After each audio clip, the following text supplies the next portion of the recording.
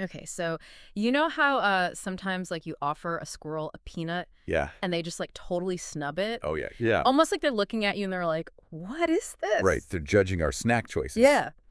So get ready because today we're diving deep into like the super fascinating world of squirrel food preferences. Yes. Because we're going to uncover like why these little guys are so much more sophisticated and like picky Picky. about their food than we think. Way more than we give them credit for. Yes, exactly. And we've got this really interesting article all about squirrels and their super discerning palates.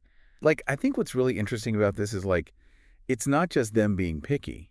Right. They're making, like, choices. Calculated decisions. Yeah, based on a whole bunch of factors. Right, like nutritional value. Yep. And even like social cues. We'll get to that. It's Yeah. so wild. Yeah. This article talks about squirrels being like tiny restaurant critics. I love that. Right. They're not just grabbing any nut. They're like sniffing it, evaluating it. Yeah, It's almost like they're shopping for the best deal. totally. So there's this one anecdote that I thought was so interesting. Okay. This squirrel was offered a variety of shelled nuts, Okay. almonds, walnuts, all kinds of stuff, and it rejected every single one. Right. And finally, it chose a hazelnut, wow. and it had to be in the shell. Really? Yeah. See, that's So interesting. like, why? So many people have observed that preference for in-shell nuts. Right. Have you ever thought about why that might be? I always just thought they liked the challenge. Oh, yeah. But this article is saying that there's a little bit more to it. Oh, for sure, yeah. So what is it? Cracking open a nut does take more effort, Sure. but it also, like, guarantees that the nut inside is fresher Oh, okay. and less likely to be, like, damaged or anything. Okay. So if we, like, connect that to the bigger picture, it's Yeah. like this brilliant survival strategy. Well- You know, a squirrel that's burying a nut for later Mm-hmm. wants to make sure that it's still good when they dig it up Right. Yeah. months later. Oh, that's a good point. Yeah. Yeah, So they're not just being fussy. They're literally thinking ahead. exactly. I've noticed squirrels in my yard burying nuts. Yeah. I wonder if like their food preference even plays a role in where they hide their stash. That's a great question. I mean, there's definitely a link between the food choices they make and their hoarding behavior. Okay. But it gets even more interesting when you consider the nutritional aspect. Okay, let's unpack that. Yeah. So we know squirrels need to like fatten up, Yeah, get ready for winter. exactly. But how does that tie into them being so picky? Different nuts have different nutritional values. Oh, okay. And squirrels, like a lot of animals, are kind of hardwired to find the foods that have the most calories. Right. That makes sense. So pecans and hazelnuts, for example, they have way more calories than like a peanut. Oh. And that difference can be so important when they're trying to build up those reserves for winter. So it's not about being snobby. It's about them trying to get the most bang for their buck. Totally maximizing their calorie intake. Yeah. They're like, gotta get ready for hibernation. Gotta choose the right nut. Exactly. And this ties into another point that the article brings up. Okay. Squirrels are so good at sensing if something's fresh. Really?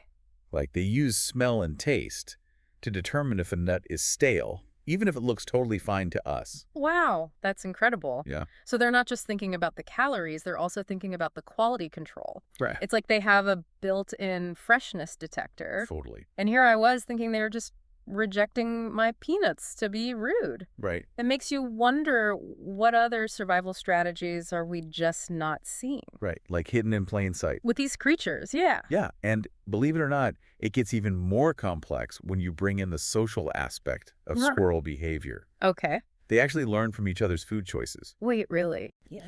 So they're not just following their instinct. It seems like there's some learning going on there too. Wow.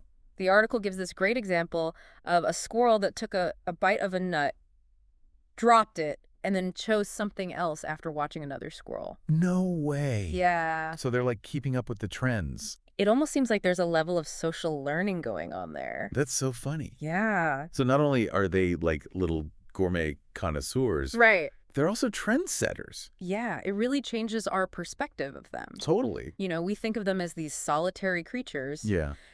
but their food choices show us there's a lot more going on. Right. And it makes you wonder how much of their preferences are shaped by, like, the community around them. Yeah, like is it their neighborhood? Yeah. Or is it like their family? Right, exactly. Like, how much are they learning from each other? Wow. This is blowing my mind. Yeah, I had no idea. it's fascinating.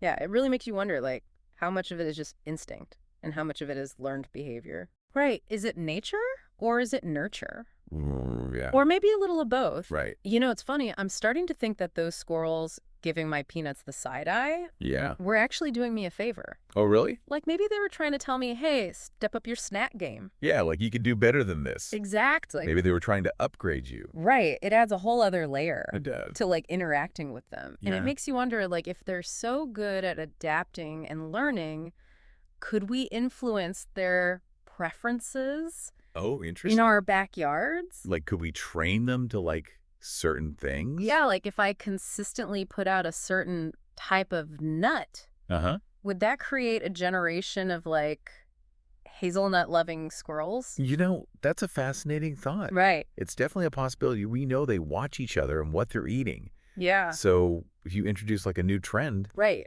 it could catch on. Yeah. There was actually a study done on this. Oh, really? Yeah, on squirrel foraging behavior. Okay, tell me about this. So they found that squirrels in urban environments Okay. were more likely to try new foods Okay. if they saw other squirrels eating them. Oh, wow. So that suggests that social learning is a big deal, Yeah. especially in places where there's a lot of different food options. It's like they're checking out what's hot in the squirrel food scene. Totally. Yeah. They're looking for the latest trends. Oh my gosh, that's so funny. It is. And it goes beyond just individual preferences, too. Really? Yeah. Like, there's some evidence that squirrels might even have, like, cultural traditions. Wait, cultural tradition? Yeah, around food. You're saying that squirrels in different areas could have their own little cuisine? It's a possibility. That's wild. Like, squirrels in one park might love acorns, Okay. and then squirrels in another park might prefer walnuts. Wow. Just because that's what they've learned from the squirrels around them. Okay, so I'm like reeling right now. Yeah. Because I always thought squirrels were just running around grabbing whatever they could find. Right. But they're so sophisticated about Just- what they eat. Yeah, and it makes you realize how much we don't know Right. about even the animals we see all the time. Like we're constantly learning new things. Exactly. Yeah. The It's- natural world is full of surprises. Okay, so we've talked about squirrels having these gourmet tastes, Mm-hmm. their survival instincts, Right. and now even their social and cultural influences. Yeah. But what does this all mean for us, Right, for the human. who share our backyards with them? Yeah, I think for one thing, it might change how we see them. Yeah. Like instead of thinking of them as pests Right. or just these cute, fluffy creatures, Yeah. we can start to appreciate how smart and complex they are. And also it means we need to step up our snack game. Exactly. Yeah. Yeah, if you want to keep those furry food critics happy, If we want them to come back for more. right, you got to offer them something good. Yes. Let's talk about how to keep these little gourmands happy. Okay. Because I'm ready to become a squirrel culinary expert. All right, well, the first thing to remember is variety is key. Okay. Like, think of it as creating a little squirrel buffet. Okay. What's on the menu? So peanuts are good to have, Or but you can branch out, okay. offer some shelled nuts, some unshelled nuts, Try. throw in some premium options like hazelnuts and pecans, Okay. maybe some walnuts. So we're really trying to appeal to their sophisticated palates. Yeah, exactly. Yeah. We're not just feeding them, we're Mhm. giving them an experience. Yes. I love that. And, by doing that, you're also helping them out. Oh, how so? Giving them a variety of nutritious foods helps them get ready for winter. Okay, so it's a win-win. Exactly. We get to watch them and they get to eat like royalty. Right. And you know what? It might even encourage them to stick around Oh, that's great. and become a part of your backyard. I love that, like creating a little haven for them in my backyard. It's Yeah. like fostering this connection It is. with them, Yeah. and maybe Yeah. if we're giving them this diverse menu, we can shape their preferences It's part for years to come. It is. It's so cool. Like you could be known for having the best fed squirrels in the neighborhood. Right. Instead of just putting out like A boring bowl of a peanuts. bowl of peanuts. Yeah. Yeah, I should make like a squirrel charcuterie board Oh my gosh, that's such a good idea. with like different nuts and seeds. Yeah, they would love that. Right. And then I can observe which Oh, ones yeah. they like. Yeah, you can do your own little research experiment in Exactly. your backyard. Well, speaking of observations, Yeah. you know that squirrel we talked about? Yeah. The one at the beginning. Yeah, that was like judging my peanuts. Totally. I feel like this whole deep dive has changed my perspective. Oh, really?